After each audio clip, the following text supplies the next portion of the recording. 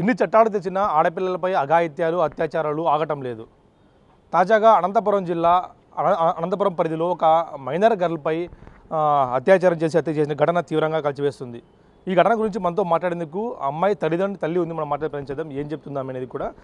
మీ అమ్మాయి ఎప్పుడు మిస్ అయింది, పోలీసులు ఏం చెప్పారు, ఏం జరిగింది ఘటనలో? మంగళవారం నైట్ పోయింది సార్. మంగళవారం నైట్ పోయింది, 9:30 కాడ పోయింది. తర్వాత నేను బయటికి బట్టలు కుట్టేకేసేస్తానని పోయింది. అక్కడ ఇంటి పక్కలో ఉండే వాళ్ళు చూసినారంటే, బైక్ ఎక్కిపోయిండేది చూసినారంటే, కానీ వాళ్ళు మాకు మాట చెప్పలే. ఆ టైంలో చెప్పుకోకున్నట్లే. మళ్ళీ ఆ రోజు నైట్ బస్ స్టాండ్కి రైల్వే స్టేషన్ అన్నీ చూసినాము, దొరకలే, ఎక్కడ లేదని వెనక్కి వచ్చినాం. మళ్ళీ స్టేషన్లో పోయి బుధవారం మార్నింగ్ పొద్దునే పోయి మళ్ళీ కేసు పెట్టినాం. వాళ్ళే మంగళవారం నైట్ చెప్పినాము, మళ్ళీ బుధవారం నుంచి తిరుగుతూనే ఉన్నాం. వాళ్ళు ఏం చౌలాగా వేసుకోలే. బిల్లు వస్తుంది, అది చెక్ చేసింది, అన్న లీస్ట్ వస్తుంది లూజ్గా వదిలేసినారు. వస్తుందని లూజ్గా వదిలేసినారు, పట్టించుకోలేదు సరిగా. ఈరోజు చూసే కుడేరిలో వాళ్ళు ఫోన్ చేసి అక్కడ అమ్మాయి ఉందని చెప్పింటే ఈరోజు మా పాపకి ఇట్లా గుర్తు పట్టుకోకున్నట్లు చేసినారు. వాళ్ళ కుడేరి నుంచి వాళ్ళు పోలీసు వాళ్ళు పిలుచుకొచ్చినారు ఆ పాపని. మాకు ఏమన్నా దాని తరంగా ఏమన్నా సహాయం చేయండి. అబ్బాయికి ఎలా పరిచయం అయిందమ్మా? అమ్మాయి ఎట్లా పరిచయం అయింది? ఏమైనా ఇన్స్టా ద్వారా పరిచయం లేకుంటే? ఇన్స్టాలో అనింది సార్, ఇన్స్టాలో అనింది. నాకైతే నా దగ్గర ఇన్స్టాలో అని చెప్పుకొని ఏదో చూస్తూ ఉందిలే అని అనుకుంటున్నాం మేమైతే. అట్లా ఇంటికాడికి పోయి అట్లా పాలిష్ బండ్లు పక్క ఇంటికి పోయి అట్లా పాలిష్ బండ్లు చేసేవంతా మాట్లాడుతూ ఉందంటే ఆ పాప వాళ్ళ ఫ్రెండ్ ఉంది, ఆ పాపతో పరిచయం అయ్యి ఇట్లా చేసింది ఆ పాప. మాకైతే ఇంతవరకు తెలీదు. చూసేకైతే అందరూ చెప్తున్నారు అబ్బాయితో పోయింది అని చెప్తున్నారు, కానీ కాల్ లిస్ట్ లాస్ట్లో అయితే వన్ నెంబరే ఉంది. పోలీస్ వాళ్ళకి మీరు ఎప్పుడు కలిసారు? వాళ్ళు ఏం చెప్పారు ఆ రోజు? మంగళవారం నైటే చెప్పినాం. పాతూరు 1 టౌన్. ఏమన్నారు సార్ వాళ్ళు అక్కడ? అక్కడ చూస్తాము, ఎంక్వైరీ చేస్తాము అని చెప్పినారు సార్. ఎంక్వైరీ చేస్తాము, చూస్తాము అని చెప్పినారు. ఈ రోజుకి కనీసం దగ్గర వారం అవుతుంది. ఇంకా ఎందుకు పోలీసు ఇంత నెగ్లెక్ట్ ఉన్నారంటున్నారు? అంటే అది లీస్ట్ రావాలా, దానికోసం ఇప్పుడు హాలిడేస్ ఉన్నాయి, వాళ్ళు పట్టించుకోలేదు. లీస్ట్ రావాలా అని దాని తరఫుగా వాళ్ళు లూజ్ వదిలేసి సైలెంట్గా ఉన్నారు సార్. చాలా రెగ్యులేట్ చేసినారు సార్, వాళ్ళు పట్టించుకోలేదు. వాడిని అయితే చంపేయలేదు సార్, వాడినే ఉన్నీకూడదు, వాడినే చంపేయాలి అసలుకి. అమ్మాయి మేనత్తో మనం మాట్లాడి పెంచేద్దాం. ఏం చెప్తారమ్మా? మీ అమ్మాయికి ఈరోజు అన్యాయం జరిగింది, ఆ అబ్బాయి ఎట్లా మీకు ఎలా పరిచయం, అనుమానం ఎట్లా కలిగింది మీకు అబ్బాయి అని? మాకేం పరిచయం లేదు సార్, ఎక్కడో పని చేసేవాడు, బండలు పరుచుకునేవాడు అన్నారు. మా వాళ్ళు అంత ఫోన్లో చూస్తే ఆ పిల్లోని కాల్ లిస్ట్లో ఆ పిల్లోని పేరు ఉంది. అతని పేరు గౌతమ్ అని పెట్టారు, దాంట్లో అమ్మాయి పేరు పెట్టారు. మరి తర్వాత చూస్తే నరేష్, ఫోన్పేలో చూస్తే నరేష్ అని వచ్చింది. అబ్బాయి చంపినాడు సార్. ఏదైనా మాకేం చేస్తారో తెలియదు. పోలీసు వాళ్ళు చాలా నెగ్లెక్ట్ చేసినారు, అసలు చాలా నెగ్లెక్ట్ చేసినారు. అమ్మాయిని క్రూరంగా చంపేసినారు. ఎంతమంది చంపినారో తెలియదు. అంత బంగారు అంతా తీసుకున్నారు, అన్ని చంపేసినారు సార్. ఏం చేసినారో తెలియదు. ఏమన్నా న్యాయం చేయండి సార్. మా పాప ఎట్లా తిరిగి రాదు. రేపు మళ్ళీ వాళ్ళు ఇంకో ఎంతమంది ఆడపిల్లల్ని చేస్తారో తెలియదు. మాకు ఎంతమందిని ఆడపిల్లల్ని ఇలా చేస్తారో తెలియదు.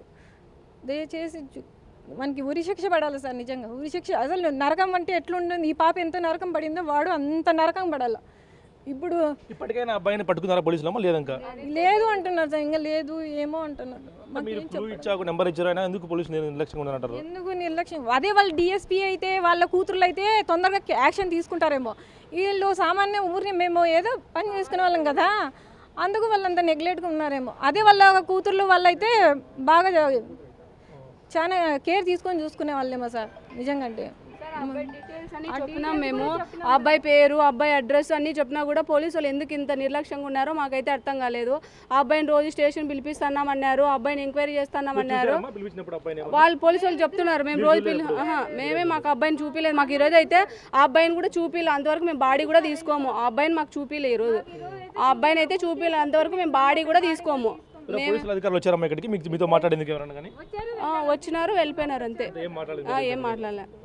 ఆ అబ్బాయిని అయితే చూపిలే. మాకు పలానా అడ్రస్, ఆ అబ్బాయి పేరు చెప్పినాము, 4వ రోడ్లో ఉన్నారని చెప్పినా కూడా ఆ అబ్బాయిని పట్టుకొచ్చి అబ్బాయికి తగిన శిక్ష వేసింటే అబ్బాయి ఒప్పుకునేవాడే కదా. ఆ రోజులైనా అబ్బాయికి వాళ్ళు ఏం చేయకోకుండాందుకే కదా అబ్బాయి చెప్పలేదు.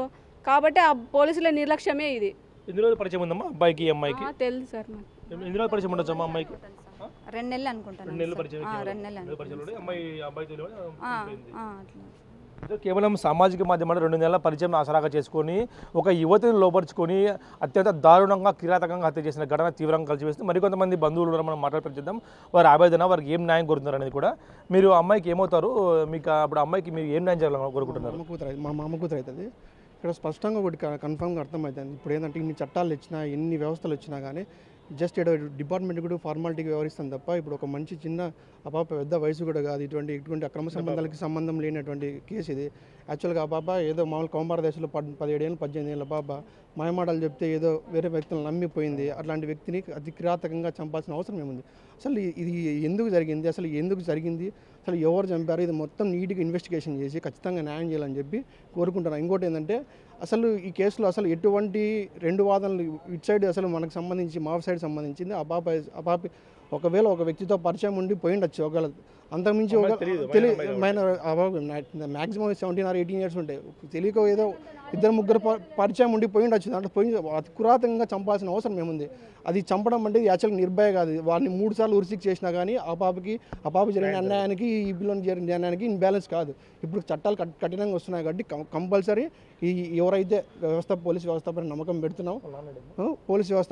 పెడుతున్నాం ఖచ్చితంగా ఆ పాపకి ఎంతైతే అన్యాయం జరిగిందో దానికి డబుల్ అంతే క్రూరంగా అంతే కఠినంగా శిక్షించాలి. ఎవరి ఇంట్లో ఆడ పాప అయినా ఒకటే, ఎవరు ఏ వ్యక్తి అయినా ఒకటే, ఖచ్చితంగా ఆ పాపకి ఎంత అన్యాయం జరిగిందో దానికి డబుల్ రెట్టింపు కంపల్సరీ అన్యాయం జరగాలి. ఇప్పుడు ఇది రాష్ట్ర ప్రభుత్వాలు కాదు, ఎన్నోసార్లు ఊరికే మాటలకే పరిమితమై ఇంకొకటి వ్యవస్థ కానీ మంత్రులు కానీ ఇది ఇంత ఘోరంగా ఇంత కిరాతకంగా అసలు వన్ సైడ్ అసలు అన్యాయం జరిగింది. ఇప్పుడు ఈ పాపకి అసలు 18 ఏళ్ళ పాప అసలు ఏ విధంగా అంత క్రూరంగా చంపాల్సిన అవసరమే ఉంది? అంత క్రూరంగా చంపినారంటే అట్లాంటి మెంటాలిటీ ఉన్న వ్యక్తులు అసలు ఈ వ్యవస్థలో తిరగడానికి అనర్హులు. ఒకవేళ ఆ పాప ఆవేదన చూస్తూ ఉన్నాం ఎలా ఉందనేది. అయితే ఆ చంపాడు యువకుడికి అంతకు మించిన శిక్ష వేయాలంటూ కూడా చెప్తున్న పరిస్థితి ఉంది. అమ్మాయి తండ్రి ప్రస్తుతం మనతో మనం మాట్లాడిపించింది. అమ్మాయికి ఏం న్యాయం జరగాలని కోరుకుంటాడు. అమ్మాయి మీ నుంచి మీకు పోయేటప్పుడు ఏమన్నా మీకు చెప్పిందా, లేకుంటే అబ్బాయి వెళ్తే ఎవరైనా చెప్పారా? మీకు సీసీ కెమెరా చూసారా, పరిశీలించారు? అబ్బాయి వెళ్ళినట్లు వేరే వాళ్ళు మార్నింగ్ చెప్పినారు సార్ నాకు, ఇట్లా బాబా బైక్లో వెళ్ళిందని చెప్పినారు మార్నింగ్. పోలీసులు మీకు ఏం చెప్పారు పోలీసులు మీకు? పోలీసులు మేము బుధవారం మార్నింగే కంప్లైంట్ ఇచ్చాము సార్. కంప్లైంట్ ఇచ్చిన తర్వాత సరే కేసు ఫైల్ చేస్తామన్నారు. కేసు ఫైల్ చేశారు. మాకు డౌట్ వచ్చి కొన్ని నంబర్లో మా అబ్బాయి లీస్ట్ అవుట్ తీసినాడు సార్. ఈ లాస్ట్ కాల్ వచ్చేసి ఈ అబ్బాయికి వెళ్ళింది సార్, కొంచెం చేసేయండి సార్ అంటే, లేదు మాకు లీస్ట్ రావాలి, మాకు కాల్ లీస్ట్ వస్తే మేము చేస్తామన్నారు. పోలీసులు నెగ్లెక్ట్ వల్ల అమ్మాయి చనిపోయింది. మాకు న్యాయం కోరేది చేస్తున్నాం సార్. పోలీసులు దీంట్లో పూర్తిగా నిర్లక్ష్యం ఉందా? పూర్తి నిర్లక్ష్యం ఉంది సార్. ఇప్పుడు పోలీసులు అంతా సీసీ కెమెరాలు చెక్ చేసినా అప్పుడు దొరికిపోతా ఉంది సార్. సీసీ కెమెరాలు ఏం లేదు, చాలా నిర్లక్ష్యం సార్ అసలుకి. ఎక్కడికి పిలిచిపోయాడు మీకు ఏమైనా తెలిసిందా? అబ్బాయి ఎక్కడ పిలిచిపోయాడు ఎలా ఏం తెలుసు సార్. ఇవాళ వచ్చేసి పోలీసులు కాల్ చేశారు, మీ అమ్మాయి ఎవరు కాల్ చూస్తారంటే వచ్చి చూసి ఆనవాళ్ళు చూసి అమ్మాయిని గుర్తుపట్టాం సార్. అవును సార్. మీ అమ్మాయి ఎక్కడైనా తిరిగినట్టు ఆనవాళ్ళు కానీ సీసీ కెమెరాలు మీరేమైనా చూసారా? అమ్మాయి మేము చూడలేదు సార్. మా ఇంటి పక్కన ఒక అమ్మాయి ఉంది, ఆ అమ్మాయి చెప్పింది మీ అమ్మాయి రాత్రి నైట్ బైక్లో వెళ్ళిపోయిందని చెప్పింది సార్. ఇప్పుడు ఏం న్యాయం కొడుతున్నారు పోలీసుల ద్వారా మీరు రాష్ట్ర ప్రభుత్వానికి కానీ ప్రభుత్వానికి కానీ? సార్ ఇలాంటి వాళ్ళని అసలు ఉన్ని కూడా సార్ ఊర్లో, ఇలాంటి వాళ్ళు అమ్మాయిలు చేసేవాళ్ళని అసలు ఉన్ని కూడా సార్ ఊర్లో, అసలు దేశంలో లేకుండా ఇట్లా అమ్మాయిలు చేసేవాళ్ళు. అబ్బాయి తెలుసా మీకు? ఎన్నాళ్ళ పరిచయం? మీకేం పరిచయం ఉన్న అబ్బాయి ఎవరు? ఆ అబ్బాయి మాకు పరిచయం లేదు సార్. అమ్మాయి కూడా పరిచయం ఇన్స్టాగ్రామ్ ద్వారా లేకుంటే సార్, ఇన్స్టాగ్రామ్తో పరిచయం అయినాడు. చూస్తున్నాం ఇన్స్టాగ్రామ్ పరిచయం ఒక ఎంతో బంగారు భవిష్యత్తున్న ఒక అమ్మాయి ప్రాణం కూడా తీసింది. ఇప్పుడు అమ్మాయి అనంతపురం మార్చిరీ విభాగంలో ప్రస్తుతం ఆమె పోస్ట్మార్టం కోసం తరలించారు. అమ్మాయి డెడ్ కూడా సుమారుగా 6 రోజులు కావస్తున్నా కూడా పోలీసులు నిర్లక్ష్యం కారణంగానే మా అమ్మాయి చనిపోయిందంటే కూడా తల్లిదండ్రులు ఆరోపిస్తున్న పరిస్థితి ఉంది. ఎక్కడ చూసినా కూడా ఇటువంటి ఘటనలు పెరిగిపోవడంతో ఇలాంటి వ్యక్తుల పట్ల ఇలాంటి ఎవరైతే హత్యలు చేస్తూ ఉన్నారో మహిళల్ని కానీ అమ్మాయిని కానీ ఇలాంటి వ్యక్తుల్ని కఠినాధికంగా శిక్షించాలంటూ కూడా అమ్మాయి పేరెంట్స్ కోరుతున్నారు. Video journalist Prasad Big TV Anantapur నుంచి.